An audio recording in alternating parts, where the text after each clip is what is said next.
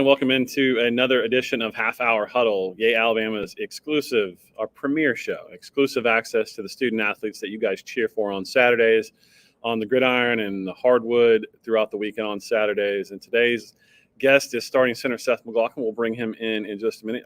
Over my left shoulder here, you will see the podium there for where Nick Saban will be tonight, getting ready as the team prepares for Chattanooga this week. It's senior day, always a special day in Bryant-Denny Stadium where the fan base can recognize the contributions on and off the field that the seniors have made to this program. And it's every year because you start talking about cumulative, all the things that they've accomplished in their careers. When you start talking about national championships, SEC championships, total number of wins, academic All-Americans, honor rolls, all of those things. So make sure you're in the stands 11 a.m. on Saturday so you can recognize these great seniors that you've been rooting for throughout their entire careers. With Christmas coming up, I always want to plug our merchandise. It makes a great holiday gift for those Alabama fans in your life. And it's a gift that you're not going to be able to get a lot of places. So if someone wants a one-of-a-kind gift, make sure that you're picking that up. Follow us on all of our social channels. We're on Facebook, Instagram, Twitter. If you're watching on social media today, hit that retweet button. Let more people see these feeds. If you're also looking for a holiday gift, can I recommend, and we're going to bring him in a second, but Seth McLaughlin did something really cool this week. We launched his Run the Damn Ball hat, which he has had the logo trademarked. And the coolest part about it is, look, Alabama fans pride themselves on being able to run the football. That's why this team has been so much fun to watch in recent weeks, because they are owning the line of scrimmage. It's been so much fun to watch those guys up front. It's an offensive line mentality. That run the damn ball, that's their mentality. That's who they are. That's their sort of MO as players. And so Seth launching that hat. But the coolest part about it is during the month of November, every single cent of those proceeds he is giving to the West Alabama Food Bank. And this is a time of year where we're all thankful for what we have in our lives. Seth is certainly thankful for everything that he's been given and blessed with through his family and through his athletic abilities. And he wants to give back to the West Alabama Food Bank. So this is something good that NIL does. And in our involvement from Yay Alabama, helping Seth walk through the process of incorporating, setting an LLC up, to helping set the Shopify storefront up. This is what good NIL can do. I know a lot of people have their thoughts on NIL, but it's doing a lot of good behind the scenes. And with that, I'll bring in the starting center for the University of Alabama football team, Seth McLaughlin. Seth, thanks for joining us, man. Yeah, of course. How you doing? Good, man. So first off, I'm in the athletic building here at Malmore quite a bit throughout the week. And it's sort of there's a spot in the hallway, I'm sure you see it all the time, that you pass where they recognize the student athletes of the week. And it's sort of a running joke that you're such a good student, like you've monopolized that award for pretty much your entire 4 years. Has academics always been a strong suit of yours? Yes, sir. It has been, but I think the best thing for me was I got held back in the 6th grade. And I was always like a decent student. I started school young, started kindergarten at like 4. But once I got held back, I went from being above average student to always one of the top students in my class. So that was great for me. But ever since then, academics have been really good for me, and it's just come easy. Yeah, obviously, you're seen weekly as being an integral part of that offensive line. But I want to highlight something that I mentioned earlier that you sort of took the lead on, that was important to you. And if we can throw up the graphic of the Run the Damn Ball hat, which released this week, you see that all the proceeds during the month of November are going to the West Alabama Food Bank. The Run the Damn Ball hat, really cool. If you're a fan of offensive line play like I am, I'm an offensive line play nerd, Seth. Like, I don't know technically what you guys' assignments are, but I know when you guys blow up the guy in front of you. I know when 77 is moving guys off the ball. That's where a football team on offense starts and ends as far as I was concerned. So Run the Damn Ball is near and dear to my heart. But tell us a little bit how the idea came about and why you thought it was important to team up with the West Alabama Food Bank during the month of November. So I've had this hat. My mom got it for me for Christmas one year that had the Run the Damn Ball thing on the front of it. So that's kind of just when it started. That was back in my senior year. She got the red colors because I was committed to Alabama. But I've been wearing that hat all around campus for 4 years now. And, people kind of just knew me as the Run the Damn Ball guy. I'd wear it wear it to school, wear it to class, I'd wear it going out. So everybody kind of just knew when they saw me that I'd be wearing that hat. So I thought it was a really cool opportunity when we started looking into, making my own Run the Damn Ball hats with my own logo. I thought it'd be cool to do. We kind of went through the process of setting everything up back in August, and during camp, it kind of got put on hold while we were locked away at camp. But then after camp, we finished up everything, and we didn't put it out yet. But then when it came to the month of November, I kind of, had this vision of, RTDB, Run the Damn Ball, but also run to the donation box for the holiday season. Because, as much as I love running the damn ball on the field, I think it's great that we could use our platform to give back to the community around us. So kind of just that acronym of RTDB, running to the donation box, I thought would be really cool. So I talked to the people at EA Alabama and thought about their ideas and, who we can connect with to make this work. And we had connections with West Alabama Food Bank. And, after talking to them, I just thought it'd be great to, give all the proceeds that we can sell, all the work that we put in, and putting it towards a good cause. So that's kind of where that originated from. And I'm super excited. It's going great. We've already raised a ton of money, and I'm super excited that we still have a lot of days left in November to keep going with it. That's one of the joys of my job. Obviously, I get to see what you guys do on the competition field, but the best part, and I tell everyone this that asks me about my transition to Yale, Alabama, is the best part of my job is getting to see the student athletes behind the scenes, because they have such cool stories. They're great young men and young women. And like I said, I'm a huge fan of offensive line play. We had Tyler Booker on in the offseason, Seth, and I said, and Tyler loved it, I think position for position offensive line is the smartest position on the field, because you guys got to handle all that stuff up front. You got to know the calls. And you guys do majority of your work without getting the glory. And so you obviously setting this up, giving to others is sort of a natural fit for the offensive line. And I want to go ahead and plug for those that want to know how to get the hat, go to our social media, go to Twitter, Yay Alabama.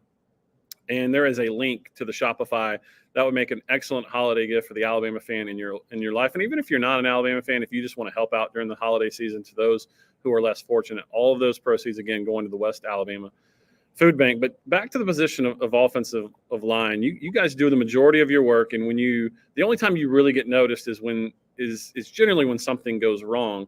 I try to hype you guys up because I just love watching the offensive line play. But the nature of that position is pretty unselfish by nature, isn't it? Yeah, it is. And, that's kind of why I love it. We don't necessarily need the recognition. If you're playing the offensive line, you don't expect it. You kind of just have to do your job and put your hand in the dirt and just get ready to roll. But, a lot of offensive linemen may complain about like not getting the recognition, but I think that's kind of part of the fun of it. Yeah. And look, as many critics, and there are always critics, the people that have never been center court or in the arena, the famous quote of in the arena, there are always a lot of critics, but you guys have played exceptionally well, and you guys are really gelling. What's been the key the last few weeks to take this team and this offensive line? The offense is really starting to gel, and it starts up front with those five guys. I think what happened was we kind of just started going back to the basics. Instead of just trying to, run plays against certain looks, we kind of just got back to, okay, here's the technique we need to use on each play, and this is how we're successful on, whatever the defense throws at us. I think the bye week really helped because we got 3 really good days of, technical work and just getting back to the basics of technique, because, the 4 other guys on the offensive line, they're specimens. They're all, 6'5", 350. Jaden's 320. He's a small guy on the offensive line, but he's got a 6-pack at 320. So, when you're that size and you're that big and strong, if you just have good technique, you can play against anybody. Yeah. So kind of just getting back to working on technique, just working at what it takes to be successful on each play. I think that's why we've kind of improved over the last few weeks. You mentioned Jaden Roberts, who's been inserted there at right guard, right next to you, and I did not know that he had a six-pack. That doesn't surprise me, because there was a picture. It may have been after LSU, but someone got a picture of him, and there's a vein that runs down his entire bicep, Seth. And I'm just like, that's something I've never been familiar with, because I've got the body of a suburban dad. But he's a crazy physical specimen, isn't he? Yeah, he is. I mean, this guy. Our dumbbells in the weight room only go up to 200 pounds. I remember last year, I think in the summer, we were just messing around because those weights just collect dust, and we were kind of just messing around when we were doing shrugs. We were like, Jaden, how about you do the 200s? And he just looks at us. He's like, okay. And he goes, picks them out and reps them out for 10 reps. We were like, what the heck? I don't think anybody understood necessarily how strong this guy was until we saw him do that, and it kind of just made everybody's jaw drop. That's incredible. You got another guy on the left side who's a monster too. So it's been just a joy to watch this offensive line blossom this year. Let's go ahead and start getting into our subscribers' questions that they submitted for Seth. Trey wants to know, and this is appropriate with Senior Day coming up, what is your favorite memory at Alabama so far? My favorite memory, I have two that really stand out for me, and they're back-to-back weeks. It was my redshirt freshman year. We were down at Auburn. I was the third string center going into the day. And, I didn't really think I was going to play. I may have not hydrated like I needed to. So at halftime, one of the equipment guys that has the headsets that used to hold up the boards was like, hey, you might play the second half. I was like, really? I don't think so. He's like, yeah, they're saying your name over the intercom. You might have to go in. I was like, interesting. So we get out there. One drive later, they throw me in the game, and then it's down at Auburn. We're on the ropes. We're down. Kind of just that whole comeback, that 97-yard drive that backed up into overtime. And I think it might have been going out for the second overtime or the third, whichever one starts a 2-point conversion. We went out there, and kind of the crowd's just going crazy. They're playing Pursuit of Happiness over the loudspeakers, and that was kind of one of the only times I really looked around. I was like, this is cool. Yeah. This is what dreams are made of. It still gives me goosebumps talking about it to this day, but just the energy from that crowd was unbelievable. And I think the second memory would be the week later beating Georgia in the SEC championship game when everybody had us as huge underdogs. I'm from Buford, Georgia, which is about 45 minutes away from Athens. So that game that's probably my favorite ring in my cabinet. Yeah.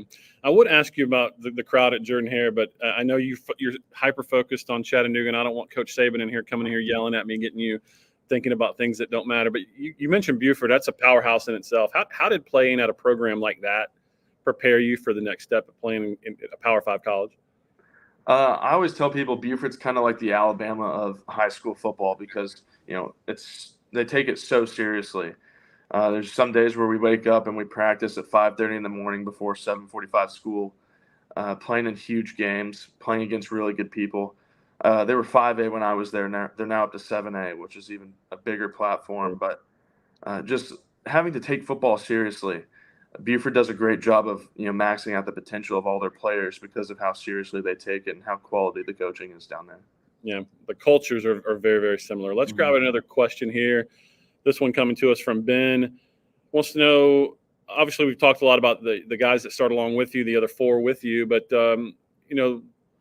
offensive line is a position I really like because it is a position of development. I mean, you can't come in out of high school. Very few guys can come in and start right away because most guys aren't physically ready. But are there any young offensive linemen that you've seen that you've sort of taken notes on that, hey, down the road, this is a guy to watch out for?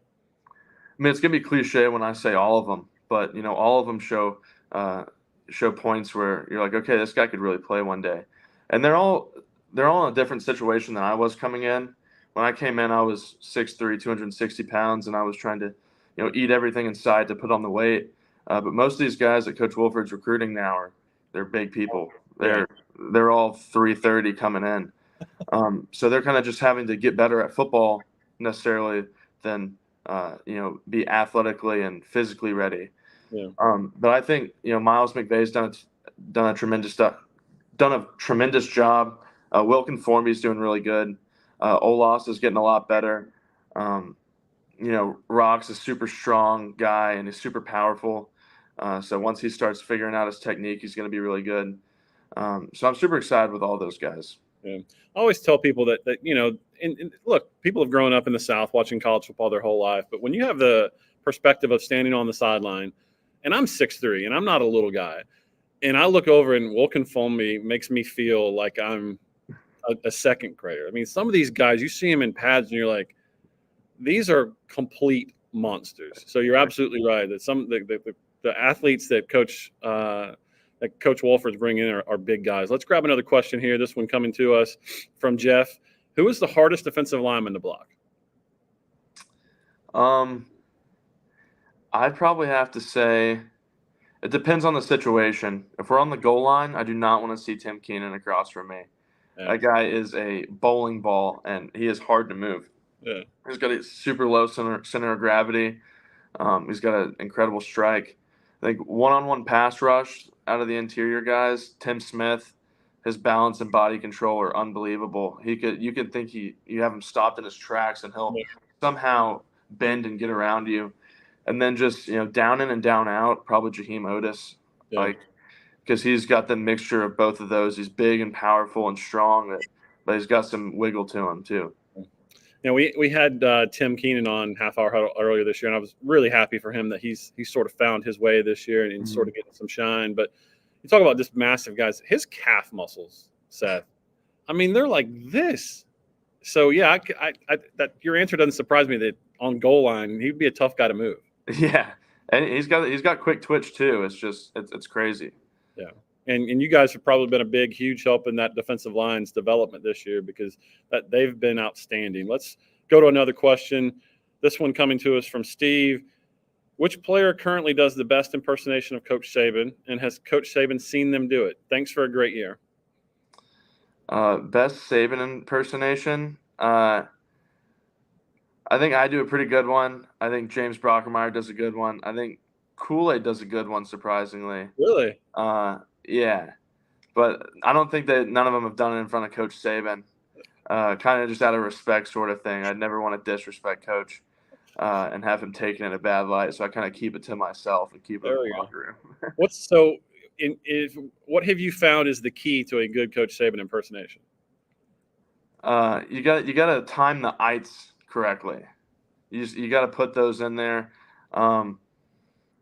It's all about subject matter. You got to know exactly what Coach Saban's going to say in a situation because everybody can attempt, but you don't really know a good one unless you've been around him.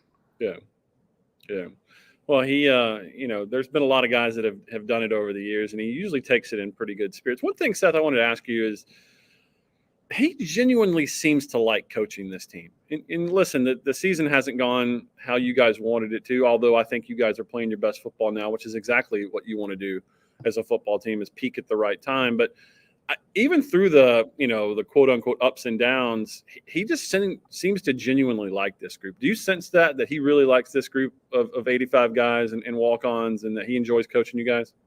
Yeah, I do. I think he has a great time. He's starting to show more personality, and not more personality, but he kind of just lets us know a little bit like of his personal stuff going on, just like talking to Miss Terry and stuff. But he's kind of done that with like even in public with the media too. Yeah. One thing about Coach Saban, my dad always comes and asks me, he's like, "What did Coach Saban say to y'all today? Like, what did he say in the team meeting?" I was like, "Well, go listen to his press conference because exactly what he says to the outside world is exactly what he tells us. There's no secrets. It's all transparent," which was probably one of the most surprising things that I thought. I thought he was going to keep stuff close to his chest, but he kind of just lets everybody know how he's feeling, and so that's been pretty cool. Yeah. All right. Let's get some more questions. We're going to get Seth out of here. He's got a lot of responsibilities. He's got meetings. He's already had class. He's got practice coming up. Steven wants to know, can you do speaking of impressions, can you do a Coach Wolford impression? No, that's a James Brockermeyer thing too. He's got the best, and I would it would be a disservice to do mine. But yeah, Coach Wolf's a pretty impressionable person, I guess. So James, I take it, is a pretty good, pretty talented impersonator. Yeah, he's a super funny guy. He's one of the guys that you just have to have around if something funny happens. He always makes it even funnier. Oh, There you go. that's a Clayton, good. who's the funniest guy on the team? I'd probably say in the offensive line room, I think James is the funniest. I think Tyler Booker is a guy that's hilarious I too. love Tyler. Yeah. Terrion Yeah. has a huge personality. But yeah, I'd say one of those three guys. Yeah. And how important is that to have in a locker room? Because look, there are times in the year that probably the last place on earth you want to be, sitting in that locker room, waiting to go out, and you're sore and you know you're going to get banged up. And so it's a mental thing. But to have some people that can sort of interject some levity into the situation and make it fun, how is important is that to the cohesiveness of a locker room? I think it's really important because, with how hard everything is, if you take it too seriously, it's going to wear down on you. Yeah. So you kind of have to have those guys that are making jokes. If Coach, rips somebody, Coach Wolford rips somebody on the offensive line, instead of getting down, we kind of just laugh at the fact of you got yelled at. But you listen to what he says clearly and take the coaching, but it's a good source of laughter sometimes. And you kind of just have to do that so you don't take things too seriously and you don't take things to heart. So I think it's really important. All right, we have a live question coming in from our stream. Michael wants to know, he's curious if Seth and Jake Pope were close before he got to Alabama.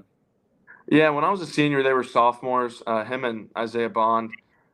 Me and Jake, we had a few times where we'd hang out outside of football. But when I was a senior in high school, I just felt so much older than the young guys. So Jake Pope and Isaiah Bond were both pretty young. Yeah. When I was at Buford, but we did hang out a little bit outside of football. So how old were you when Dylan Lee was at Alabama? Another Buford legend. I have no clue. So I actually moved to Buford going into freshman year. I'm originally from Knoxville, so I didn't get to grow up watching him play. Okay. But I don't remember. He had a good personality too. Let's grab another question here. Mitchell wants to know, are you starting to think about your last game in Bryant-Denny? I'm not sure if it's going to be my last game in Bryant-Denny, which kind of, it makes me want to, not necessarily overreact to it being my last game, but also there's a feeling where it might be my last game. So, there definitely is going to be some emotions just playing that last game there. It's been a source of incredible memories, and it's hard to believe that I've played so many home games when it doesn't really feel like it. Yeah. It doesn't feel like I played that many games there. Yeah. It's one of the coolest points of the year because you get to see the players with their families, and they've all obviously you're the one here going through it, but they've been so important in part of the journey, and to see that moment on the field where Coach Saban comes over and I think hands a rose or the game football or a frame jersey, whatever it is, and he takes that picture. It's just you get to see how much it means to the families. And are you looking forward to seeing your family on the field Saturday?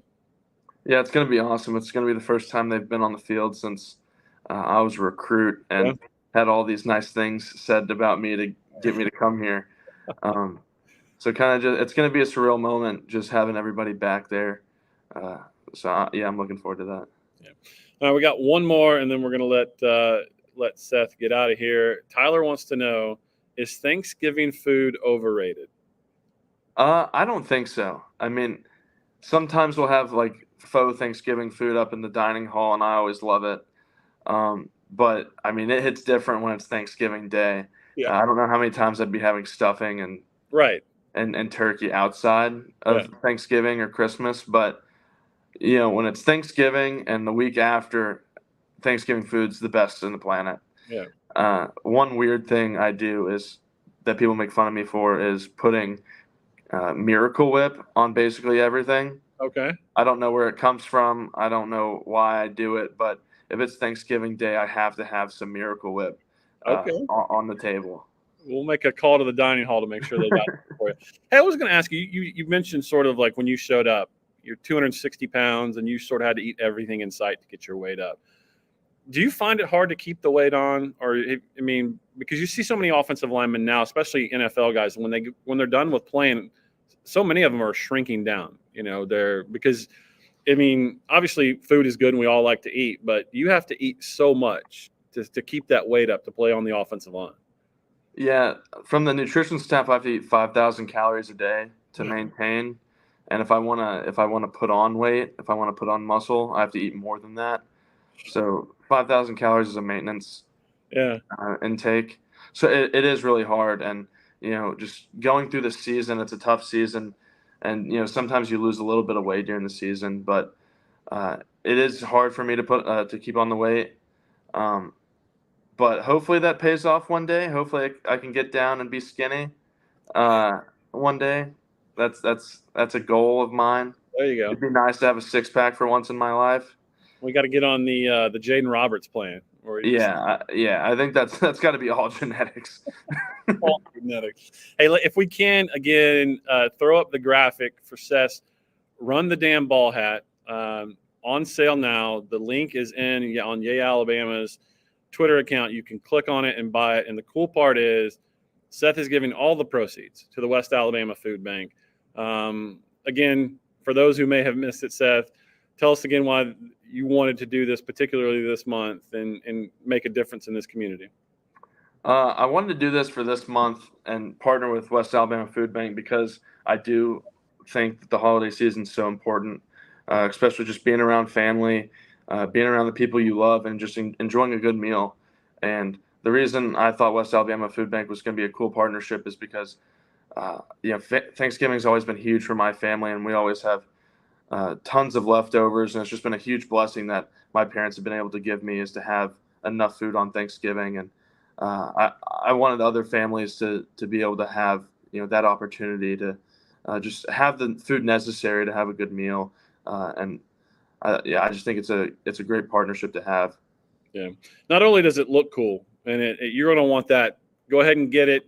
See if you can lock it down to be in Mercedes-Benz Stadium when Alabama is in the SEC championship game, when Alabama is trying to run the football. Not only will it look good, but it's going to an excellent, excellent cause. And if anyone ever tells you that college athletics isn't what it used to be, and they sort of moan about how it was back in the day, NIL is allowing these types of things to happen. And a lot of these student athletes are doing good with their NIL. And this is just a pleasure for us to be able to help Seth from idea to fulfillment to fruition.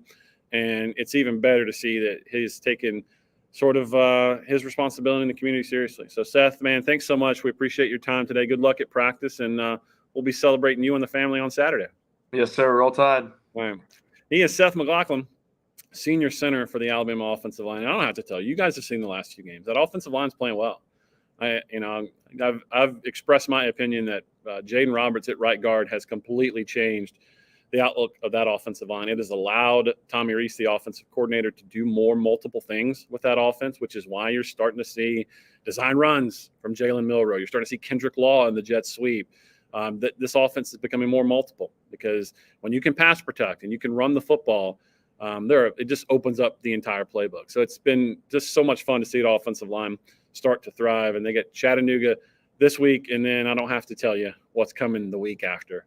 It's the dreaded trip to Jordan-Hare. Again, I'm not talking about the game, Coach. I'm not looking forward. I know we're in the media room, so I'm not hyping it up too much. But there's an opportunity and a challenge that awaits this Alabama football team, which remains number 8 in the college football playoff rankings. And if after the Auburn game, if they were to be successful in that, an awful lot would be on the line going into the SEC championship game on December 2nd in Atlanta against the number 1 2-time defending national champion Georgia Bulldogs. Thanks again to Seth for joining us. And seriously, if you have an Alabama fan in your life or you want the hat, it is on all our social media pages. Go check it out at Yay Alabama, and there is a direct link to the Shopify. You can go buy the hat and get a gift for someone or for yourself, and know that you're making a difference in a family's life in West Alabama. And it's an incredibly cool thing that Seth is doing, because I think all of us, if you're watching this, we have a lot to be thankful for.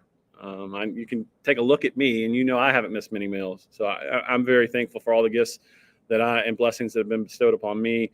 And for Seth to do that for some families that may be in need is incredibly cool. And one of the things that NIL allows student athletes to do. So thanks again to Seth, and we'll come at you next week. Again, we'll probably be previewing a little bit the Iron Bowl down at Auburn and Jordan-Hare Stadium, the spooky place. They may as well move that game to around Halloween, given all the spooky things that happened to Alabama. It's almost every other year when that game is played there. But thanks to Seth, and we will see you guys next week on Half Hour Huddle.